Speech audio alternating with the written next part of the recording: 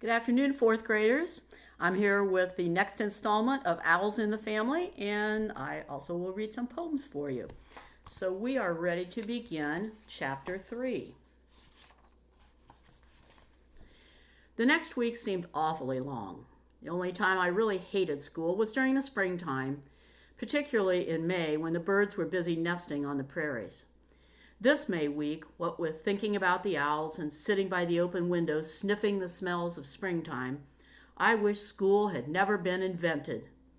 Every recess and after school, Murray and Bruce and I talked about the young owls and tried to think of ways to get them out of the nest. Murray suggested we should cut down the tree, but that was too dangerous because the young owls might be hurt. Bruce said he might get his father to come and shoot the old owl so it would be safe for us to climb the tree. But that wasn't fair. The only thing I could think of was firecrackers. My idea was to get some small skyrockets and let them off under the nest to scare the mother owl away. Trouble with that was that we had no money, and anyway, storekeepers wouldn't sell skyrockets to kids our age. Then on Friday night, we had a storm of the kind called a Chinook. Chinooks come down out of the Rocky Mountains in Alberta, and sometimes they blow right across Saskatchewan, and they blow like fury. Lying in my bed on Friday night, I could hear branches snapping off the poplar trees along the riverbank. The rain was pelting on the roof so hard that it scared Mutt, who always slept on my bed, and made him howl. I had to pull a quilt over his head to make him keep quiet. He hated storms. I worried about the young owls for a long time before I finally fell asleep. Early on Saturday morning, Murray called for me, and we met Bruce at the railroad bridge. It was a fine morning, and the sun kept popping in and out between the white clouds that were racing across the sky, trying to catch up to the Chinook. Everything was steaming from all the rain, and the prairie was soggy wet. We hurried across the fields and didn't care if our feet did get soaked because we were worried about the owls. When we were still quite away from Owl Bluff, Bruce gave a shout. "Looky," he yelled, "old Miller's blind is gone." Sure enough, 6 or 7 of the biggest cottonwoods were snapped right off at the tops. And, as for Mr. Miller's blind, it had been blown clean out of its tree and nobody ever did find it again. But the worst thing was the owl's nest. The rain and wind had smashed it to pieces, and all that was left was a stick or two stuck in the crotch where the nest had been. There was no sign of the old owls at all. But on the ground near the foot of the tree were 2 young owls, and they were cold and dead. They were so young they had grown only about half their feathers, and baby down was still sticking to them all over. I didn't know whether they were killed by the fall or not, but they were as wet as sponges, and I think they probably died from being so wet and cold all night long. We felt as miserable as could be, and all we could think of to do was to have a funeral for the little owls. Bruce had his jackknife with him, and he started to dig a grave, while Murray and I went looking for the right kind of sticks to use for crosses. There was a big pile of brush nearby, and I happened to give it a kick in passing. Something went snap, snap, snap from under it. I shoved my hand under the brush and touched a bundle of wet feathers. Bruce and Murray came over, and we pulled the brush away. There was the missing owlet, the 3rd one that had been in the nest, and he was still alive. He was bigger than the other 2, and that was probably because he was the first one hatched. Horned owls are funny that way. They begin to lay their eggs in March when it's still winter on the prairie. The eggs are laid a few days apart, but from the time the first one is laid, the mother has to start setting. If she waited until she had a full clutch of eggs, the early ones would be chilled and would never hatch. The first egg that's laid hatches first, and that young owl gets a 4 or 5 day head start on the next one, who in turn gets a head start on the next one. The one we found must have been the first to hatch because he not only was bigger than the others, but must have been a lot stronger too. When the nest blew apart and he fell to the ground, he was able to wiggle under the brush pile for shelter, and that probably saved his life. He was about as big as a chicken, and you could see his grown-up feathers pushing through the baby down. He even had the beginnings of 2 horn feathers growing on his head.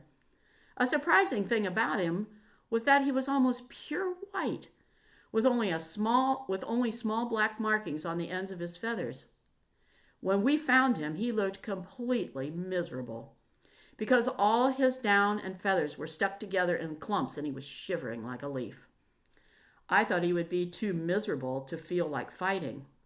But when I tried to pick him up, he hunched forward, spread his wings, and hissed at me. It was a good try, but he was too weak to keep it up, and he fell right over on his face. I was still a little bit afraid of him because his claws were long and sharp, and his beak, which he kept snapping, seemed big enough to bite off my finger. But he did look so wet and sad that after a while I stopped being afraid. I got down on my knees in front of him and very slowly put my hand on his back. He hunched down as if he thought I was going to hurt him. But when I didn't hurt, he stopped hissing and lay still. He felt as cold as ice. I took off my shirt and put it over him, and then I picked him up as carefully as I could and carried him out of the bluff so he could sit in the sunshine and get dry and warm again. It was surprising how fast he started to get better. In half an hour, his feathers were dry, and he was standing up and looking around him. Murray had brought along some roast beef sandwiches for lunch. He took some meat out of the sandwiches and held it out to the owl. The owl looked at him a minute with its head on one side, and then it gave a funny little hop and came close enough to snatch the meat out of Murray's fingers. Gave a couple of gulps, blinked its eyes once, and the meat was gone. And there is that picture.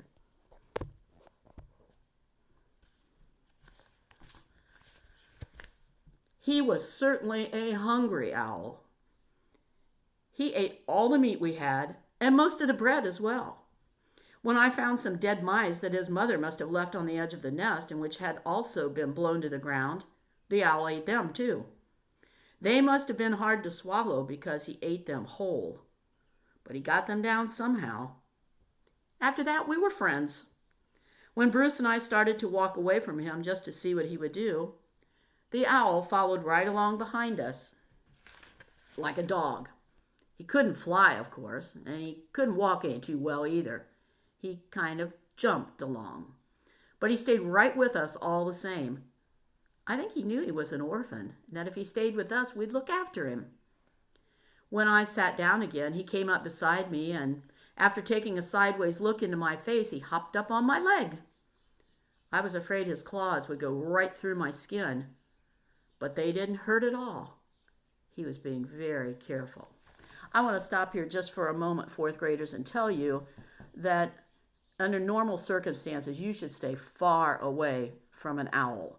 They can be very dangerous. Their claws, they say, I heard a naturalist say this once, that they are like razor blades, and they can rip a person to shreds in a very short amount of time. And also, he's right in the book, that beak, it could snap the end of your finger right off. So if you ever see one that's caught somewhere, or don't go close to it. You go and tell an adult, because they can be pretty dangerous animals. Okay, going along.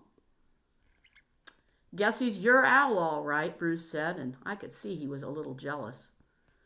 No, sir, Bruce, I replied. He can live at my place, but he's going to be our owl, all 3 of us. We left him sitting in the sun by the haversacks, and then we buried the other 2 little owls and had a funeral over them. After that, we were ready to go home. We decided the best way to carry our new pet was to put him in my haversack. He didn't like it much, but after a struggle, we managed to stuff him into it. We left his head sticking out so he could see where he was going. Mutt and Bruce's dog Rex hadn't been with us that morning. I think the 2 of them had gone off cat hunting before we got up. But as we were walking along the sidewalk in front of my house, we met old Mutt coming back from wherever he had been. Now, Mutt was cross-eyed and short-sighted, and so he never could see any too well. He came up to me to say hello, wagging his long tail and sniffing me, and then suddenly he smelled owl. I don't think he knew exactly what it was he smelled, because he had never been close to an owl before, but he knew he smelled something strange. I stood there trying not to laugh while he sniffed all around me. He snuffed my trousers, and then he began to sniff the haversack.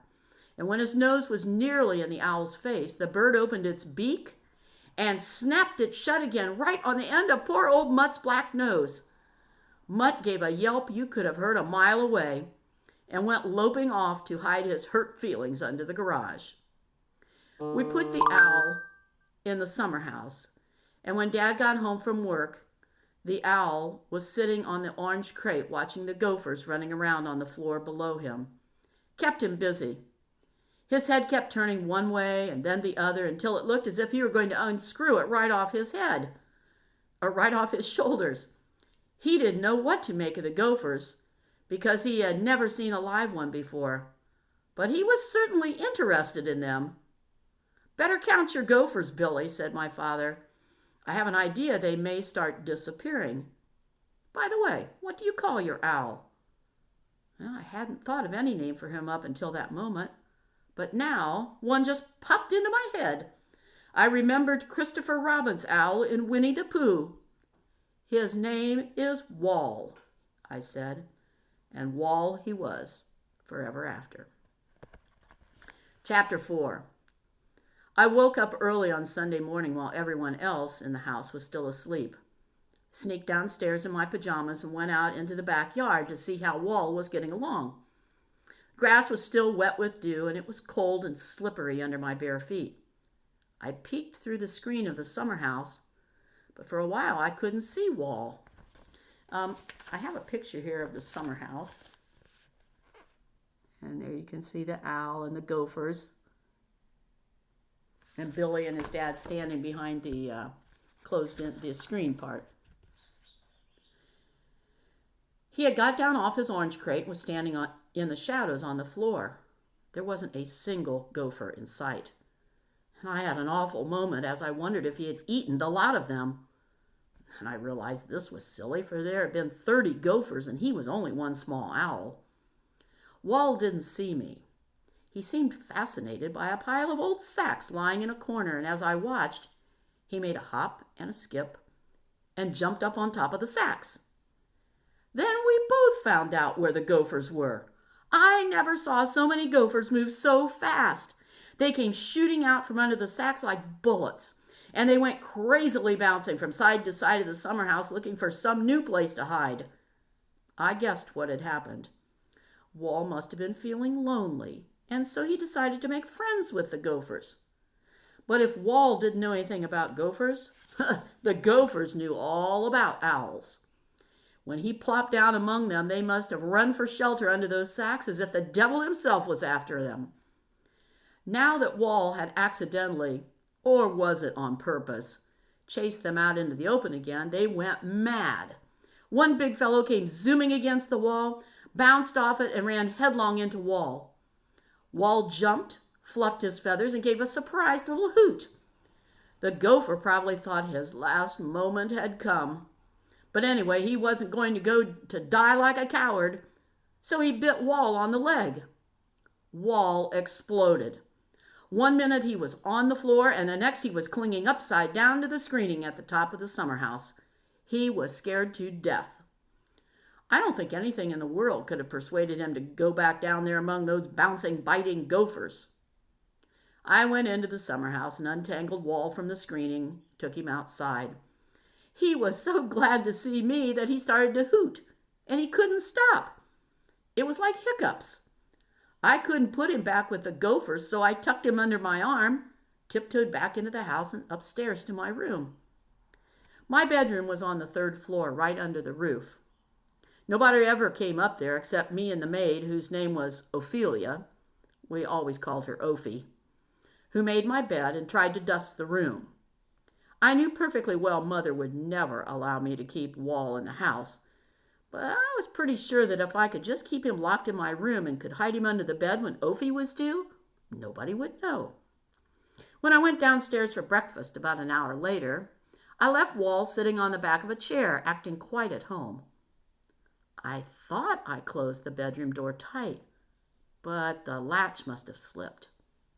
Dad and I had breakfast together, but Mother wasn't feeling well that day, so she decided to have hers in bed.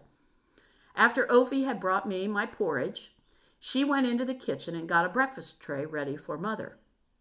Now, Ophi was an odd sort of girl. She used to have strange dreams. She claimed she used to see angels and other things in her dreams. Sometimes she saw them when she was supposed to be wide awake.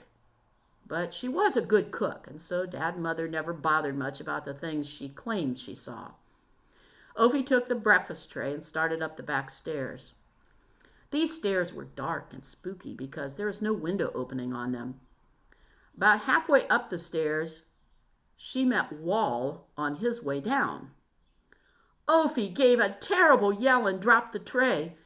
Wall, who was still nervous after the trouble with the gophers, let out a hoot and tried to fly. He and Ophi arrived at the bottom of the stairs together, all in one flapping lump. After my father had got her quieted down, Ophi went straight to her room and packed her bags. She marched out of the house without even saying goodbye to Wall and me, and none of us ever saw her again. Dad was unhappy. After breakfast, he called me into his study for a talk. "Billy," he said, "if that owl ever comes into this house again, he goes into the roasting pan. And as for you, you'll get a licking you'll remember for a week." But my father never stayed mad long. The very same afternoon, he got out his carpenter's tools, and he and I worked until supper time, making a special cage for Wall. It was a big cage, about 10 feet square and covered all over with chicken wire. It was built around the stump of a dead tree which stood in the backyard. And on the side of the tree, Dad nailed a wooden box as a place where Wall could go to keep dry if it rained. Wall liked the new cage all right. The only trouble was that he got lonely when he was left in it. As long as Murray or Bruce or I was with him, he was perfectly happy. But when there was nobody around, he would sit on the tree stump all hunched up, looking miserable. I tried putting some pigeons in to keep him company, but they were scared of him and he was nervous of them, so that didn't work. About 2 weeks later, the problem solved itself. It was a Tuesday, and I was biking home from school along the alley behind our block. As I came along, I saw a couple of kids standing beside a big oil drum and dropping stones into it. One of the kids was Georgie Barnes. The other kid was a big kid I didn't know. Georgie saw me coming and gave a yell. "Hi, Billy. Come over here and have some fun." Well, what those kids were doing wasn't fun at all, because in the bottom of the barrel was a baby owl. And for a minute I thought it was Wall until I saw it was smaller and a lot darker in color. It was the dirtiest bird I ever saw. Its feathers were all ruffled and broken, and it was smeared with oil. Kids were dropping stones on it, and every time a stone would hit it, it would scrunch down and make a weepy noise like a tin whistle with a tremble in it. And there they are around you can see Billy with his bicycle there.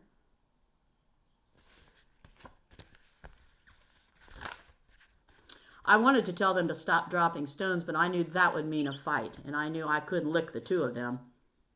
"Where'd you get it?" I asked the big kid. "What's it to you, Shorty?" "Well," I said, "I have a kind of zoo at my place, and I could sure use an owl." "Yeah? Well, what you give me for him?" "Give you my scout knife." "Let's have a look."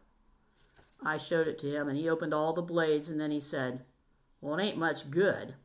But this here owl ain't much good either. Pretty near dead. Okay, kid, it's yours." Funny how some kids are. One minute Georgie Barnes was trying to kill the little owl with stones, but the moment I bought it, he began to act as if he wanted to be its nurse. He climbed into the barrel and handed it out to me, and then he followed me home and helped me clean some of the oil off it with a rag. He told me the big kid had found an owl's nest in a bluff near Sutherland and had shot the old owl and all but one of the young ones with his .22 rifle. He only brought the last young one home as sort of a joke he was going to play on his dog. It was a pretty sick little owl. I guess it hadn't eaten anything for a long time, and the stones and the oil hadn't done it any good either. It was too sick to sit on the branch of the tree in Wall's cage, so I put it on the floor of the cage while I went to the house to get some hamburger for it. When I got back, the new owl was lying on its side and Wall was standing over it. I thought he must have taken a whack at it, but Georgie said no, that wasn't what had happened. Georgie said the new owl had just fallen over by itself, and when Georgie tried to pick it up again, Wall jumped down out of the tree and wouldn't let Georgie get near it. When I went into the cage and held some meat out toward the owl, Wall hunched down, spread his wings, and hissed at me as if he were saying, "You leave that bird alone or you'll have me to deal with." "Easy there," I told him. "Take it easy, Wall. This little fellow's hungry, and I'm just going to feed him." I don't know if Wall understood me, but he stopped hissing anyway. I held some bits of hamburger against the new owl's beak, and after a while he took a piece. Finally, he ate the whole lot. And then he staggered to his feet and stood there, swaying back and forth. Before I could touch him, Wall sidled over until the new owl was leaning right against him. And then the new bird closed his eyes and seemed to go to sleep. That's the way we left them. By the next morning, the new owl was up on the branch with Wall, and from that time on, Wall was never lonely. When Dad got home from the office that evening, I told him all about it. Told him about the new one. I told him the new one was called Weeps because of the weepy whistle noise he made all the time. "2 owls?" my father cried and banged his head against his forehead. "Now we'll never get another maid." "All right, Billy, but no more owls. You understand?" He needn't have worried. 2 owls was all I wanted anyway. And there's Weeps and Wall sitting beside each other in the tree. And that brings us to chapter 5, which is where I will start. The next time I'll do chapters 5 and 6. But I also have some poems to end with today. And got them marked, so it shouldn't take me too long. So I'm sorry you can't request them, but I guess you just get what I pick out. These today are from the new Kid on the Block by Jack Prelutsky. And the first one is called Alligators Are Unfriendly. Alligators are unfriendly. They are easily upset. I suspect I would never care to have one for a pet. Oh, I know they do not bellow, and I think they do not shed, but I'd probably be nervous if I had one in my bed. Alligators are not clever. They are something of a bore. They can't heel or catch a frisbee. They don't greet you at the door, for their courtesy is lacking, and their tempers are not sweet.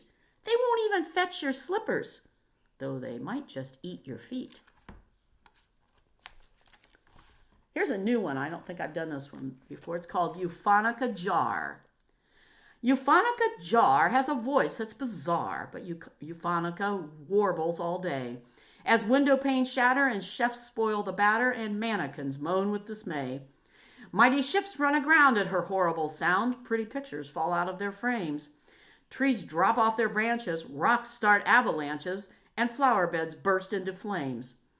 When she opens her mouth, even eagles head south. Little fish truly wish they could drown. The buzzards all hover as tigers take cover, and rats pack their bags and leave town. Milk turns into butter, and butterflies mutter, and bees look for something to sting. Pigs peel off their skins. A tornado begins when Euphonica Jar starts to sing. I like this picture of her singing. Let's see here. My dog, he is an ugly dog. My dog, he is an ugly dog. He's put together wrong. His legs are much too short for him. His ears are much too long. My dog, he is a scruffy dog. He's missing clumps of hair. His face is quite ridiculous. His tail is scarcely there. My dog, he is a dingy dog. His fur is full of fleas. He sometimes smells like dirty socks. He sometimes smells like cheese. My dog, he is a noisy dog. He's hardly ever still. He barks at almost anything. His voice is loud and shrill. My dog, he is a stupid dog. His mind is slow and thick. He's never learned to catch a ball. He cannot fetch a stick. My dog, he is a greedy dog. He eats enough for 3. His belly bulges to the ground.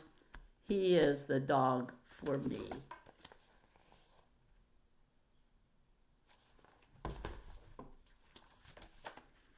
Be glad your nose is on your face. Be glad your nose is on your face and not pasted on some other place. For if it were where it is not, you might dislike your nose a lot. Imagine if your precious nose were sandwiched in between your toes. That clearly would not be a treat, for you'd be forced to smell your feet. Your nose would be a source of dread were it attached atop your head. It soon would drive you to despair, forever tickled by your hair.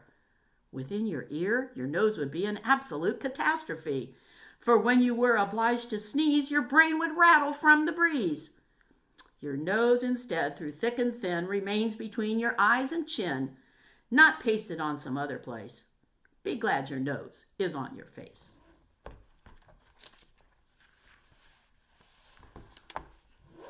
My mother says I'm sickening. My mother says I'm sickening. My mother says I'm crude. She says this when she sees me playing ping pong with my food. She doesn't seem to like it when I slurp my bowl of stew. And now she's got a list of things she says I mustn't do. Do not catapult the carrots. Do not juggle gobs of fat. Do not drop the mashed potatoes on the gerbil or the cat. Never punch the pumpkin pudding. Never tunnel through the bread. Put no peas into your pocket. Place no noodles on your head. Do not squeeze the steamed zucchini. Do not make the melon ooze. Never stuff vanilla yogurt in your little sister's shoes. Draw no faces in the ketchup. Make no little gravy pools. I wish my mother wouldn't make so many useless rules. Boing, boing, squeak. Boing, boing, squeak. A bouncing mouse is in my house, has been here for a week. It bounced from out of nowhere, then quickly settled in. I'm grateful that it came alone. I've heard it has a twin. It bounces in the kitchen. It bounces in the den. It bounces through the living room. Look, there it goes again. Boing, boing, squeak. Boing, boing, squeak. A bouncing mouse is in my house, has been here for a week. It bounces on the sofa, on the table and the bed, up the stairs and on the chairs and even on my head. That mouse continues bouncing every minute of the day. It bounces, bounces, bounces, but it doesn't bounce away. Boing, boing, squeak. Boing, boing, squeak. A bouncing mouse is in my house. It's been here for a week. And the last one is, I'm the single most wonderful person I know. I'm the single most wonderful person I know. I'm witty, I'm charming, I'm smart. I'm often so brilliant, I actually glow. I'm a genius in music and art. I'm super, I'm splendid, I'm stunning, I'm strong, I'm awesome, I'm dashing, I'm bold. I know all the answers, it's rare that I'm wrong. I'm an absolute joy to behold. I'm strikingly handsome, I'm thoroughly grand, I'm uncategorically clever. There's only one thing that I can't understand. Why nobody likes me. Not ever. Now, I'm sure you guys all understand why nobody likes him. Well, and that's it for today, everybody. Stay safe, stay healthy, enjoy the spring sunshine, and I'll be back with you again soon. Goodbye for now.